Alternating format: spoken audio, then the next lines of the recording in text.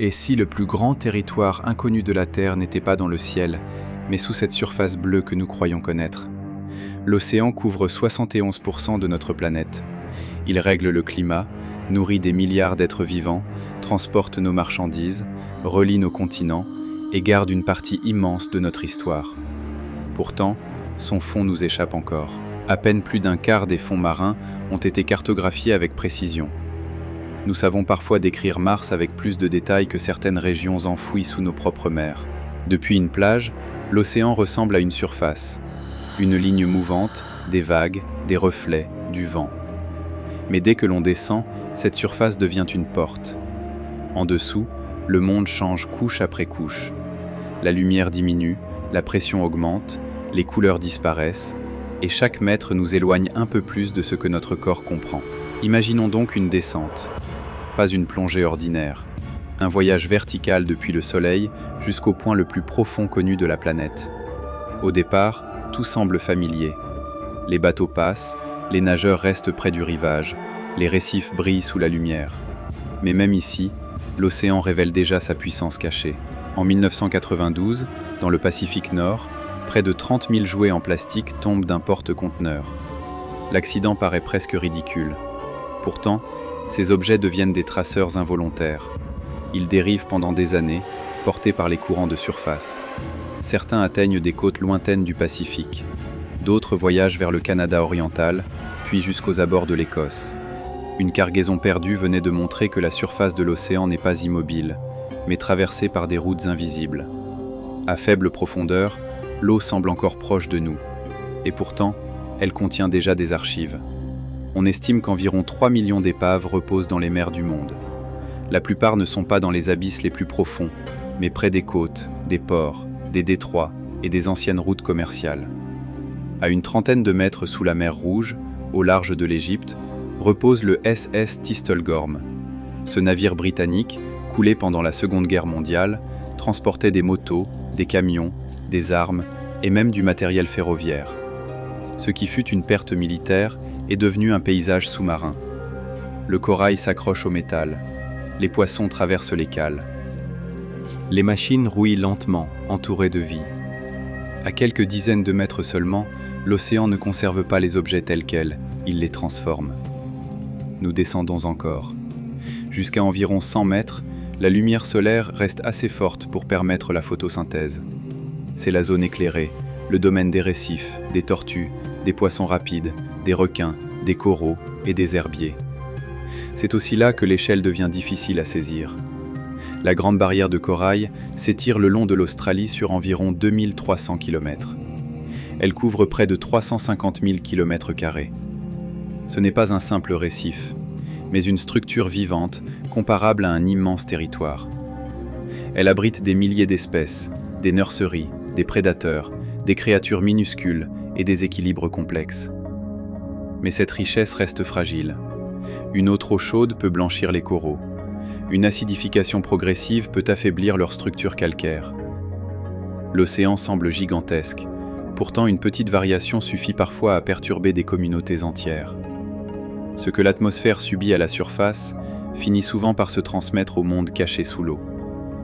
Vers 160 mètres, la Méditerranée garde une autre mémoire. Au large de l'Italie, des robots sous-marins ont découvert des navires marchands antiques. Ils datent du 1er siècle et transportaient des amphores, probablement remplies d'huile ou de vin. Ils naviguaient dans un monde déjà relié par la mer, près de Rome, avant de disparaître dans l'obscurité. À cette profondeur, la visite humaine devient difficile. Les machines prennent le relais.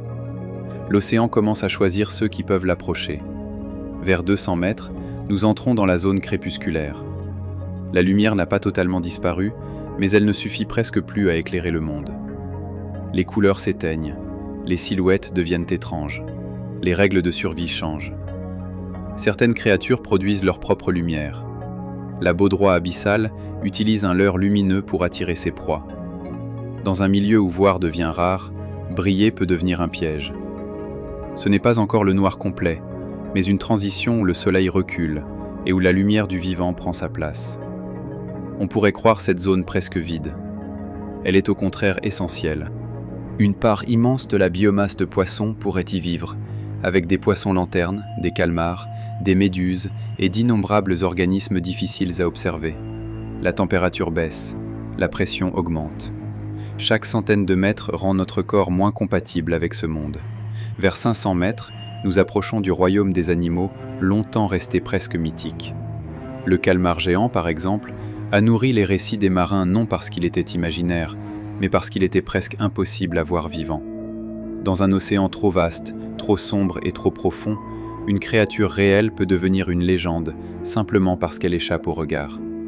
C'est aussi dans ces profondeurs qu'un phénomène a dérouté les instruments humains. Dans les années 1940, des sonars détectent une sorte de fond marin suspendu. Les ondes rebondissent, comme si le plancher de l'océan se trouvait bien plus haut que prévu. Mais ce faux fond bouge. Il descend le jour. Il remonte la nuit. Il ne peut donc pas être fait de roches. Ce fond était vivant. Il s'agissait d'une concentration dense de poissons, de méduses, de calmars et d'organismes plus petits. On l'appelle aujourd'hui la couche de diffusion profonde. Chaque matin, ces créatures plongent pour éviter les prédateurs. Chaque nuit, elles remontent vers des eaux plus riches en nourriture. Ce déplacement se répète partout, jour après jour, à l'échelle des océans. Depuis la surface, il reste presque invisible.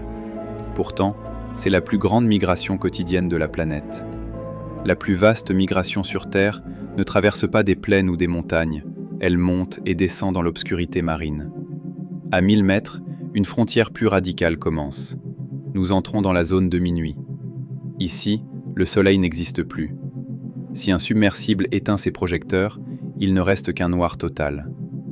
Quand les lampes se rallument, l'eau apparaît remplie de particules. On les appelle la neige marine. Ce sont des fragments organiques venus d'en haut. Des restes de plancton, de déchets minuscules, de matière vivante, de corps qui descendent lentement. Dans un monde sans plantes, sans saison visible et sans lumière solaire, cette chute devient une ressource vitale. La surface nourrit les profondeurs sans jamais les voir.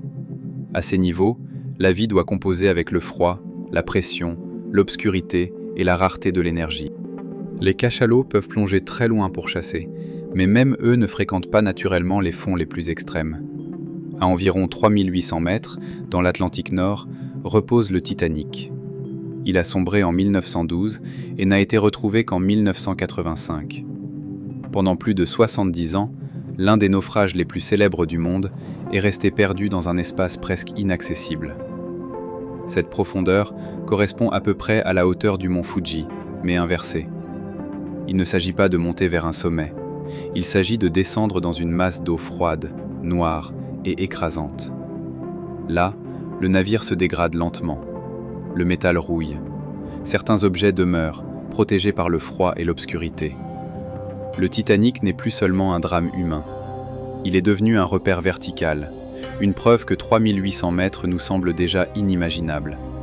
Et pourtant, nous ne sommes pas encore au fond. Au-delà d'environ 4000 mètres commence l'abysse. Les plaines abyssales forment l'un des plus grands habitats de la planète.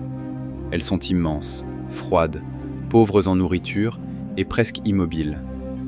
La pression y devient un filtre impitoyable. Pourtant, la vie persiste. Des concombres de mer avancent sur les sédiments. Des poulpes apparaissent parfois dans les faisceaux des submersibles. Des éponges de verre dressent leurs structures fragiles dans le noir. Certaines peuvent vivre pendant des milliers d'années.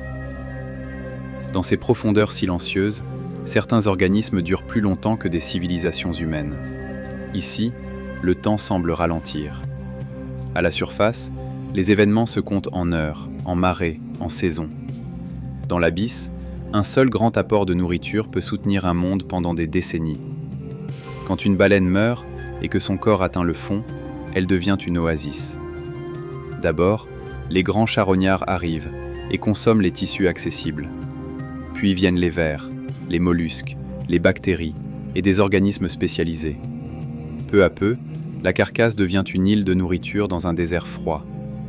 Sa décomposition peut nourrir une communauté pendant plusieurs dizaines d'années. Dans l'abysse, la mort d'un seul géant peut faire vivre toute une chaîne d'espèces. Mais les carcasses ne sont pas les seules concentrations d'énergie.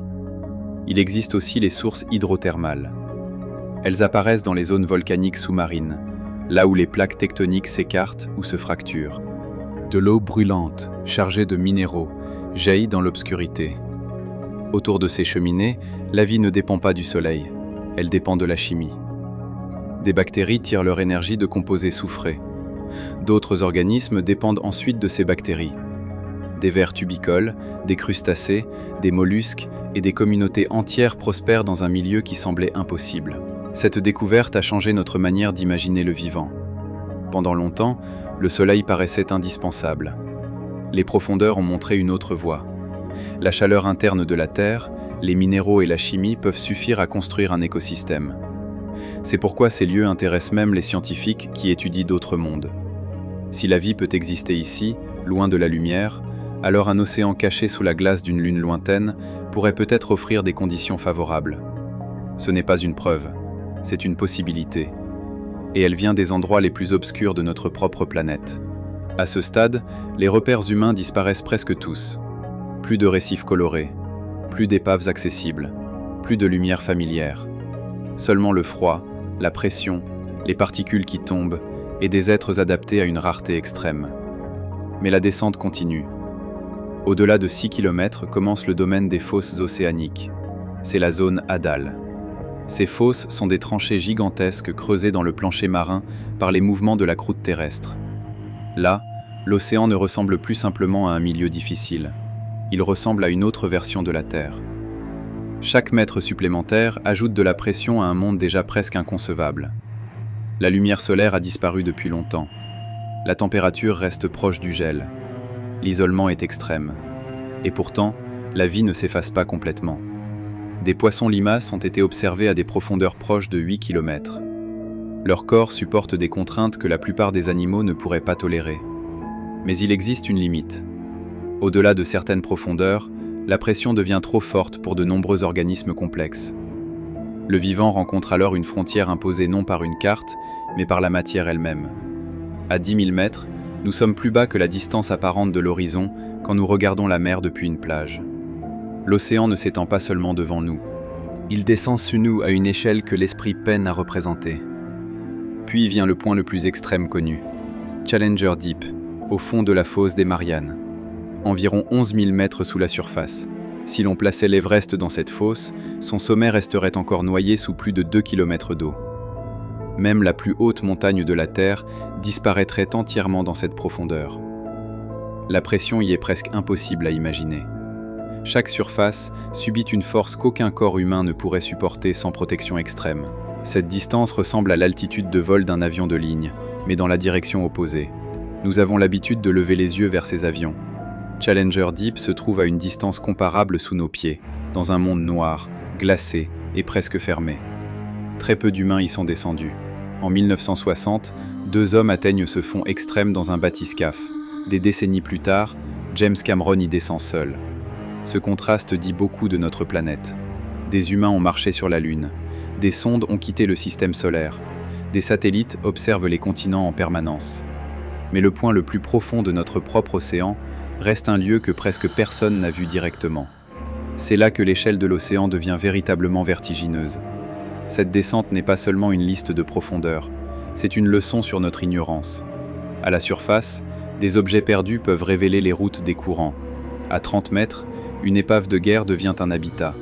À 100 mètres, un système corallien gigantesque montre à la fois la richesse et la fragilité du vivant.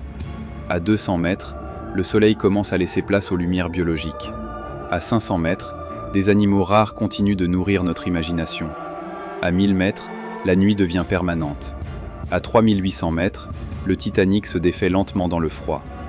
Au-delà de 4000 mètres, les plaines abyssales, les carcasses de baleines et les sources hydrothermales prouvent que la vie peut persister presque sans soleil. Et au-delà de 6 km, les fosses imposent les conditions les plus extrêmes de l'océan. Chaque couche retire quelque chose, un confort, un repère, une certitude. Le plus étrange, c'est que tout cela appartient à notre monde quotidien, pas à une planète lointaine, pas à un décor imaginaire. À l'océan qui borde nos villes, nourrit nos sociétés, transporte nos marchandises et garde nos naufrages. Nous avons longtemps regardé l'océan comme une surface, alors que cette surface n'est que son couvercle. En dessous, il y a des courants qui traversent des bassins entiers, des épaves changées en récifs, des migrations invisibles, des plaines glacées, des oasis de carcasses, des cheminées volcaniques et des fosses capables d'engloutir l'Everest. La vraie surprise n'est pas seulement que l'océan soit profond, c'est qu'il soit encore si inconnu malgré sa proximité. Nous vivons sur une planète bleue, mais nous n'avons inspecté qu'une partie de son plancher. Nous savons nommer des cratères lointains, alors que d'immenses régions sous-marines restent encore incomplètement décrites. La question n'est donc pas seulement de savoir ce qui se trouve au fond, elle est de comprendre ce que nous ne savons pas encore mesurer, reconnaître ou imaginer.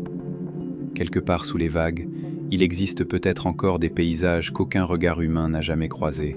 Non parce qu'ils sont fantastiques, mais parce que l'océan est vaste, profond, difficile et indifférent à notre curiosité. La descente vers Challenger Deep révèle une vérité simple. Plus nous allons bas, plus la Terre devient étrangère.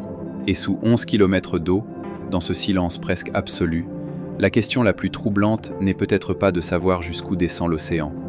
C'est de comprendre tout ce qu'il nous reste encore à découvrir, juste sous nos pieds.